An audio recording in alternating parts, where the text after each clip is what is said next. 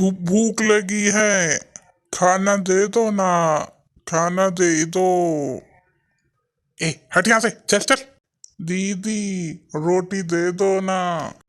चल हट यहाँ से, मेरी नई साड़ी खराब हो जाएगी। चल हट हट। कहते हैं जिसका कोई नहीं होता उसका भगवान होता है। ये जो मंदिर के बाहर लड़का बैठा है इसका नाम मोहन है। मोहन पहले से ऐसा नहीं था। एक बार जिस गांव में ये रहता था उसमें बहुत तेज़ बारिश आ गई और बहुत तेज़ बाढ़ की वजह से उसका पूरा परिवार पानी में बह गया, जिसकी वजह से उसका पूरा परिवार ख़त्म हो गया। इतना ही नहीं, जब बारिश भर भर के आ रही थी तो एक छप्पर गिरा और वो मोहन के सिर से टकरा गया। जैसे ही 2-3 दिन बाद मोहन को मलबे से निकाला तो वह अपना मानसिक संतुलन खो बैठा था और तब से ही मोहन की ये हालत थी। वे पूरे दिन खाना मांगता रहता था। कुछ लोग मंदिर में आने जाने वाले उसे कभी कभी कुछ खाने को भी दे देते थे। एक दिन मोहन ने देखा कि सभी लोग शिवलिंग पर जल चढ़ा रहे हैं और अपनी मन्नत मांग रहे हैं।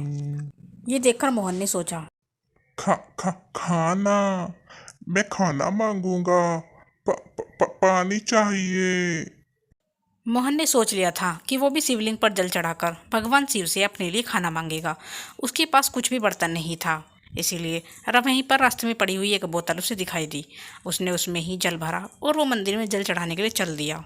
तभी उसे एक व्यक्ति ने रोका। ए पागल, इस गंदी बोतल से तू भगवान शिव पर जल चढ़ाएगा? मार मार कर भरता बना दूंगा तेरा। पानी चढ़ाऊंगा। जाता है या अभी उतारू तेरा भूत? उस आदमी की डांट फटकार सुनकर मोहन वहाँ से चला जाता है। वो बहुत रो रहा था। तभी चलते चलते वो एक समुद्र के पास पहुँच जाता है और कुछ सोचता है। फिर वो एक गोल पत्थर उठाता है, पहले उसे अच्छे से पानी में धोता है और फिर उसे शिवलिंग की तरह एक पेड़ के नीचे स्थापित कर देता है और उस पर कुछ फूल और पत्ते भी अर्पित कर देता है। और फिर मोहन हाथ में पानी ला लाकर शिवलिंग पर चढ़ाता रहता है। मोहन 1-2 घंटे तक पानी ऐसे ही जल चढ़ाता रहता है। जब वो पूरा थक जाता है तो वो वहीं पर लेट जाता है। मोहन सच में ही कई दिनों से बहुत ज़्यादा भूखा था और थक भी गया था। भगवान आओ ना, मुझे बहुत भूख लगी है। मुझे रोटी दो भगवान।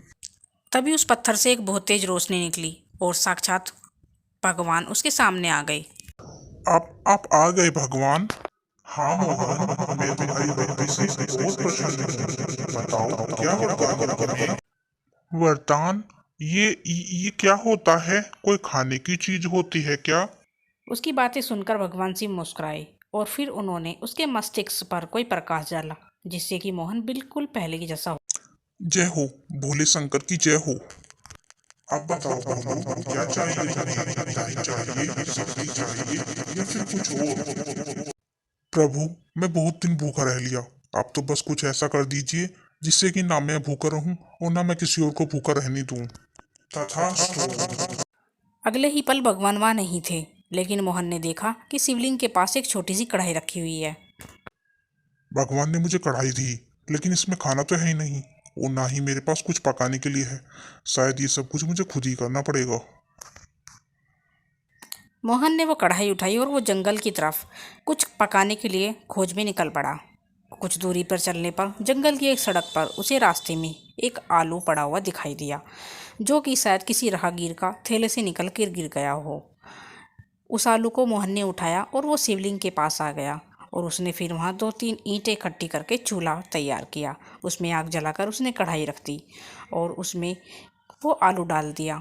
देखते ही देखते थोड़ी देर बाद सब्जी पूरी कढ़ाई से भर गई और इतनी कढ़ाई सब्जी हो गई जिससे कि उसका अच्छे से पेट भर जाए। और फिर मोहन ने उसको अच्छे से चटकारा लेकर खाया और फिर उसने भगवान का शुक्रिया अदा कहा और बोला, भगवान आपका बहुत बहुत शुक्रिया। अब खाने की तो कोई चिंता ही नहीं, लेकिन अपने रहने के लिए एक घर बनाना पड़ेगा मुझे। फिर मोहन ने वहीं पर एक घर बनाने के बारे में सोचा और उसने जंगल से काफ़ी सारी लकड़ियाँ काटी और वहीं पर एक ऊंचे टीले पर लकड़ियों से घर तैयार कर लिया और उसके अंदर ही शिवलिंग रूपी पत्थर को स्थापित कर दिया। अब उसे कोई दिक्कत नहीं थी, वो अब आराम से रहने लगा, उसकी पूजा करने लगा। वो जंगल से लकड़ियाँ काटता और फिर उनको गाँव में बेच कर आता। उससे जो भी पैसे बनते सिर्फ एक अनाज का दाना कढ़ाई में डालता और उसकी भूख मिटाने लायक सब्जी बनकर तैयार हो जाती। फिर एक दिन आज मौसम कुछ ठीक नहीं लग रहा।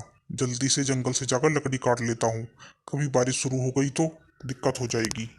जैसे ही मोहन आगे बढ़ा, काफ़ी तेज बारिश शुरू हो गई। मोहन समझ गया कि आज वो लकड़ी नहीं काट पाएगा। मोहन वापस अपनी झोपड़ी में जाकर बैठ गया। तभी उसने देखा कि दो साधु महाराज, जो कि काफ़ी तेज बारिश में उसी की तरफ चले आ रहे हैं। वो घर से बाहर निकला और बोला, साधु महाराज, यहाँ आ जाइए। बेटा, तुम्हारा बहुत बहुत धन्यवाद। हमें बहुत दूर जाना है, लेकिन ये बारिश। कोई बात नहीं बाबा, जब तक ये बारिश बंद नहीं हो जाती आप यहीं पर आराम कर लीजिए। बेटा, क्या तुम्हारे पास खाने को कुछ है? खाने की बात सुनकर मोहन थोड़ा सोच में पड़ गया। और क्योंकि उसके पास कढ़ाई थी, लेकिन वो तो इतना ही खाना बनाती थी जितना कि मोहन खा सकता है। फिर भी मोहन ने कुछ देर सोचा और उसके बाद वो अंदर गया।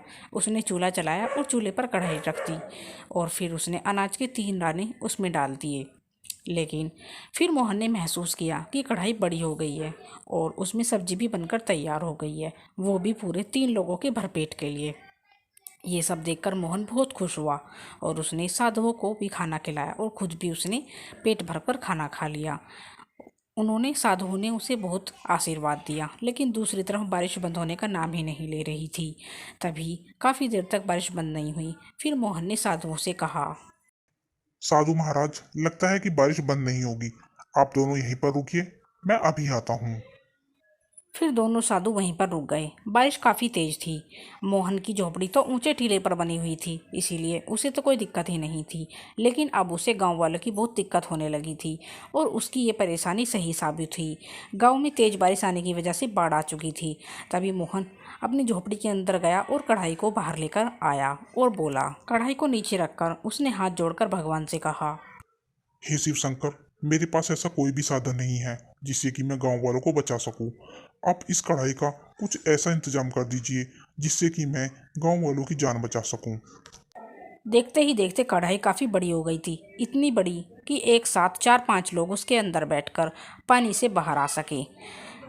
मोहन ने जल्दी से उस कढ़ाई को उठाया और उसने पानी में ले जाकर गांव के सभी लोगों को धीरे धीरे सुरक्षित जगह पर पहुंचा दिया। ये सब होने के बाद गांव वाले बहुत ही शर्मिंदा थे। अब तक वो जिस मोहन को डांटते और फटकारते आए थे, उसी मोहन ने आज उन सबकी जान बचा ली। मोहन, हम सबको माफ कर दो बेटा। अरे नहीं नहीं काका, आइए, आप सबको मैं खाना खिलाता हूँ। आप सबको भूख लगी होगी ना। मोहन ने एक बार फिर से अपना चूल्हा चलाकर कढ़ाई को रख दिया और गांव वालों की गिनती के अनुसार ही अनाज के दाने डाल दिए। देखते ही देखते सब्जी बनकर तैयार हो गई, खाना बनकर तैयार हो गया। उसने सबको खाना खिलाया और सभी गांव वाले उससे बहुत खुश थे।